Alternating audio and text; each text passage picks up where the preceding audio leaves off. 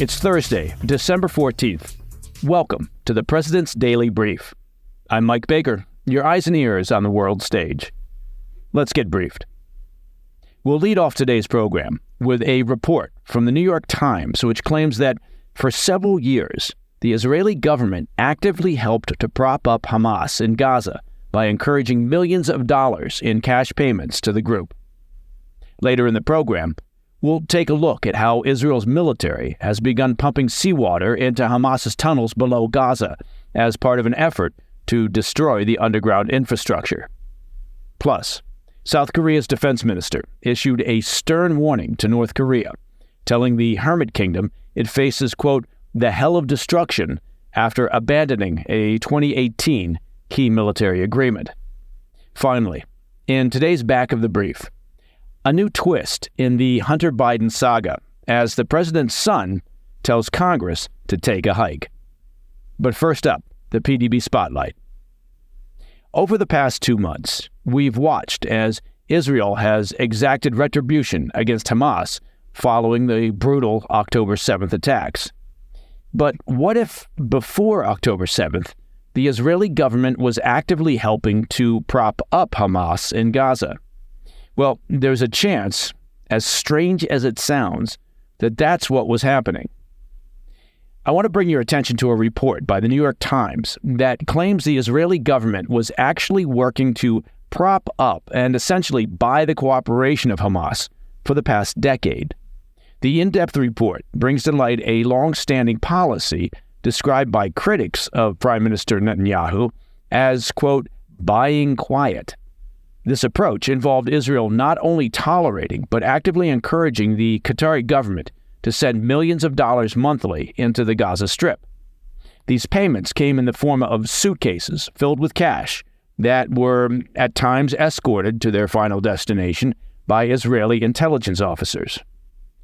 The rationale behind the strategy, which was reportedly implemented for a decade or so, was a high-stakes gamble by Prime Minister Netanyahu. The belief was that a steady cash flow would maintain peace in Gaza, focusing Hamas on governance rather than military engagement and terrorist actions. The money from Qatar was supposed to go toward keeping the Gaza government running and humanitarian efforts, things like paying government salaries and buying fuel to keep a power plant running. Israel's domestic security service, Shin Bet, was tasked with monitoring the cash recipients to prevent the money from falling into the hands of Hamas's military wing, the Al-Qassam brigades. Now, despite these measures, Israeli intelligence now believes, according to the Times report, that this money at least indirectly contributed to the 7th October attacks. They suspect that Hamas was skimming the cash disbursements, and since money's fungible, the donations allowed Hamas to divert some of its own budget toward military operations. While Israel was allowing these suitcases of cash to enter into Gaza, Qatar was also allegedly directly funding Hamas's military wing through other means, something that Israel allegedly knew about. Obviously, this whole arrangement has drawn criticism from Netanyahu's own cabinet and security establishment, with some viewing it as a form of appeasement or bribery. According to the report, the Netanyahu government simply didn't believe that Hamas was a major threat and certainly not capable of the action that took place on October 7th. Instead, they were focusing on broader regional concerns like Iran's nuclear program and Iranian proxies like Hezbollah. This policy of containment was aimed at keeping Hamas in check while Israel addressed these larger strategic issues. Now, at the same time, Hamas, under the tutelage of the Iranian regime's IRGC, was engaged in what was essentially a covert action campaign, creating the impression within the Israeli government that Hamas, as an organization, was not interested in further military conflict with Israel. It was a disinformation effort designed to lull Israel into a false sense of peace, to believe that Hamas was becoming more interested in a long-term cessation of hostilities. Now that, obviously, was a massive smokescreen designed to hide their true intentions and their extensive planning for the slaughter of 7 October. All right, when we come back, Israel's military begins destroying the tunnels below Gaza, and South Korea issues a stark warning to Kim Jong-un. I'll be right back. Welcome back. Israel has reportedly begun an operation to pump seawater into the vast tunnel networks underneath Gaza in an effort to flood out Hamas fighters and to prevent future use of the tunnels by the terrorist organization. The effort is still in its early stages, and it's expected to take weeks, according to an exclusive report from the Wall Street Journal. U.S. officials briefed on the operation on Monday stressed that the flooding so far is minimal, encompassing only a limited number of tunnels. The IDF is reportedly experimenting with the tactic to determine its effectiveness when compared to other possible eradication methods, including airstrikes, drones, targeted explosives, and even robots. The IDF has been increasingly concerned about sending troops into the tunnels, citing the risk of booby traps. Israeli officials have declined to elaborate on their strategy regarding the tunnels, which have been critical to Hamas's ability to avoid IDF military strikes and to move weapons, fighters, and hostages taken during the 7 October attacks. While Israel has established control of roughly 40% of Gaza above ground, the tunnels remain a significant hurdle to their ability to defeat Hamas and to recover the remaining 140 hostages. Israel has reportedly installed 7 pumps to date, which will flood water from the Mediterranean into the tunnels. There are an estimated 300 miles of tunnels crisscrossing Gaza in what is known as the Gaza Metro. U.S. officials appear conflicted on the operation. While the Biden administration concedes that the tactic will likely destroy at least portions of the tunnel network, they fear it could also endanger Gaza's fresh water supply, adding to the humanitarian crisis in the region. Of course, there would be a much more robust and efficient water system in Gaza if Hamas hadn't diverted humanitarian funds over many years for their own purposes. It's worth mentioning also that the Egyptian government has used this same flooding technique several times over the years in an effort to curb smuggling into the Sinai Peninsula. As an example, in 2013 and 2015, Egypt pumped sewage and seawater into tunnels being used by militants in Gaza, ultimately destroying nearly 24 tunnels. Of course, there are also fears regarding the remaining hostages in Gaza, who may be being held inside the tunnel network. In audio leaked last week, the families of hostages were heard angrily telling Israeli Prime Minister Netanyahu that they feared the flooding tactic risked killing those still being held by Hamas. Israel is facing increasing international pressure over their operations to root out Hamas in Gaza, including from the U.S.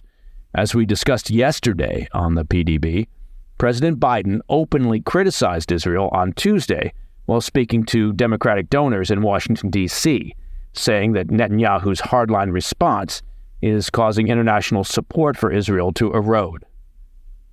All right, let's turn our attention to the Korean Peninsula, where tensions are quickly mounting following the collapse of an inter-Korean military pact last month.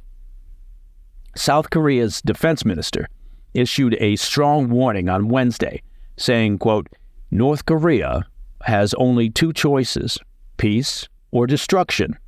If North Korea makes reckless actions that harm peace, only a hell of destruction awaits them," end quote. The defense minister was speaking at a meeting of top commanders who were engaging in military preparations to guard against any potential provocations or attacks from the North. These discussions included drawing up preemptive strike plans against North Korea. As a reminder, both North and South Korea pulled out of a 2018 comprehensive military agreement in late November of this year, following a series of escalations by North Korean dictator Kim Jong-un. On November 21st of this year, North Korea set off international alarm bells when they used an ICBM to launch their first spy satellite into orbit. Following the launch, South Korea announced they would be suspending aspects of the 2018 Inter-Korean Agreement and would resume reconnaissance and surveillance operations along their border with North Korea. Officials in North Korea responded by voiding the entire agreement. Their forces have since been seen reoccupying numerous abandoned guard posts along the border and moving heavy weaponry into the area. Adding to the concerns, North Korean defectors in the south have recently stated their intent to resume a campaign in the spring to send leaflet-carrying balloons across the border into North Korea with messages speaking out against Kim Jong-un and his repressive regime. Now, North Korean officials have condemned such activity as psychological warfare and just last month threatened to, quote, pour a shower of shells on South Korea if such activity resumed.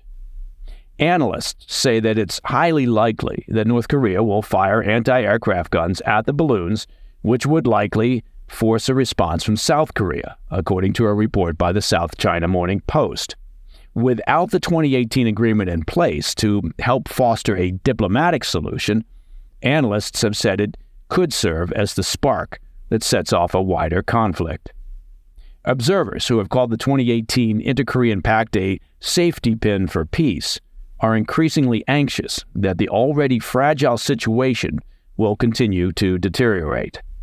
Now, officials in North Korea have, and here's no surprise, blamed the U.S. and South Korea for aggravating the regional tension. After the 2018 Inter-Korean agreement collapsed last month, North Korea said that Seoul would be, quote, wholly accountable in case an irretrievable clash breaks out. All right, coming up in the back of the brief, Hunter Biden strikes a defiant tone, openly refusing to comply with a congressional subpoena. I'll be right back. In today's back of the brief, a surprising twist in the congressional investigation into Hunter Biden and his overseas business dealings. The president's son openly defied a congressional subpoena yesterday, labeling the Republicans' investigation into his family as illegitimate. This defiance came just hours before a GOP-led House vote to formally launch an impeachment probe into his father, President Biden. Addressing the media in front of the Capitol building, Hunter Biden said, quote, "Let me state as clearly as I can, my father was not financially involved in my business," end quote. Despite refusing to comply with the House Republicans' demand for a closed-door testimony, Biden did express his willingness to testify publicly. Now, the focus of congressional and legal scrutiny has been on Hunter Biden's overseas business activities and allegations of tax evasion. Republicans are attempting to establish a connection between Hunter's dealings and his father's influence. Just last week, the U.S. Justice Department brought charges against Hunter Biden, including 3 felony and 6 misdemeanor tax offenses, alleging that Hunter skipped out on paying $1.4 million in federal taxes. Now, obviously, congressional Republicans aren't particularly happy with Hunter's defiance. Jim Jordan, the chairman of the House Judiciary Committee, announced on Wednesday that they would initiate contempt of Congress proceedings against Hunter Biden. It's worth noting that Steve Bannon was charged with contempt of Congress for the very same thing, defying a subpoena from the House committee investigating January 6th. Bannon was found guilty on 2 counts of contempt and sentenced to 4 months in prison. Now, not to boast, but I'm not a lawyer. However, let's revisit that particular statement from Hunter Biden while standing in front of the Capitol building. Again, he said, "Let me state as clearly as I can, my father was not financially involved in my business." A couple of points to note here. First, there is no way that the White House or the president's legal team or Hunter's legal team would have said, "Hey, Hunter, show up on the Capitol steps and make a statement. Yeah, say whatever you want. Just wing it." His statement would have been lawyered to death and reviewed by the White House counsel and others. So every word has been considered and agreed upon. The second point is the word financially. Hunter stated that his dad was not financially involved in his business. You'll recall that we started this entire escapade with the president clearly stating he had no involvement or knowledge whatsoever of Hunter's various business dealings and activities. Now, that has obviously changed, as we've seen evidence of the president meeting with business associates, taking phone calls, and generally being engaged as his son and family use the Biden name and position to extract money from various overseas business enterprises. So the story now will be that the president was involved, but not in the financial side of the business. Look, transparency at the top levels of government should be a concern whether you're a Democrat or Republican. If you're spun up about Trump and are demanding answers and clarity, then you should feel the same way about your team and the need for accountability and answers to questions about potentially questionable dealings. Obviously, that's not how it plays out in the real world. Democrats who have chased Trump for years now, claiming various levels of malfeasance and shenanigans, now refuse to even consider that there's been pay for play or improper use of power for enrichment purposes on the part of the president and his family. In fact, they're completely dismissive and declare it a witch hunt. And they do that without any sense of irony or self-awareness after having spent years chasing the Russia collusion story. Now, I've spent enough time in Washington, D.C. to know that Hunter and the Biden family were making hay off the president's position. It's not rocket science to understand that. It's the age-old D.C. game. The question is, did the president financially benefit from his family's business dealings using his position? And did that have any impact on U.S. government actions, decisions, or behavior? Just as with the Trump investigations and various inquiries there, the public has a right to know. If you don't apply the rules the same way for both sides, you might as well turn the lights out and watch the sunset on this amazing republic of ours. And that, my friends, is the President's Daily Brief for Thursday, 14 December. If you have any questions or comments, reach out to me at pdb@thefirsttv.com. I'm Mike Baker. I'll be back later today with the PDB Afternoon Bulletin. Until then, stay informed, stay safe, stay cool.